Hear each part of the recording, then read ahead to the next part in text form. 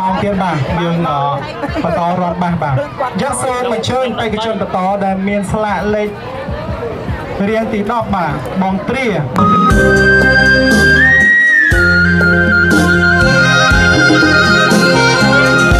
អូពូជិនតងបងសែនស្រស់នងប្រលៀនយន្តផងខ្លាយជាប្រលៀនផ្ដាច់ស្នេហ៍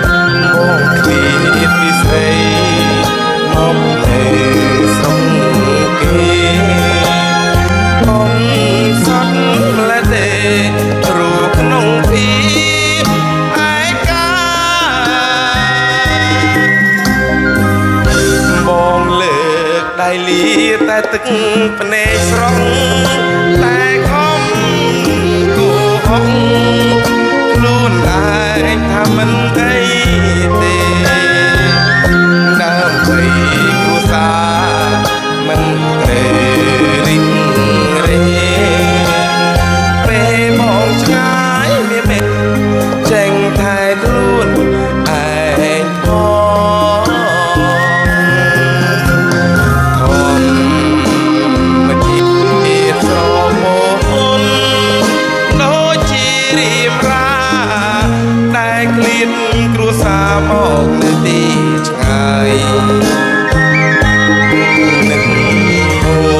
នខ្លាំងណាស់ម្ចាស់ចិត្តបងហើយពេលណាបានមើលជួបត្រាស់ហើយអូនអើយបងនៅកូនណាស់គូរេត្រជាងក្លែព្រិលអូនអើយស្រុកយើងមិនហើយម៉ែលីងកំពុងធ្វើអ្វីបងទេស្រុកគេនឹងអូនណាស់ថ្លៃរយប់គេមកមិននឹករោគស្រីមកចាំងចិត្ត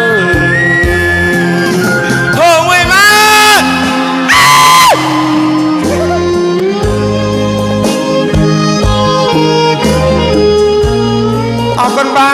ទអរគុណបាទអរគុណបាទ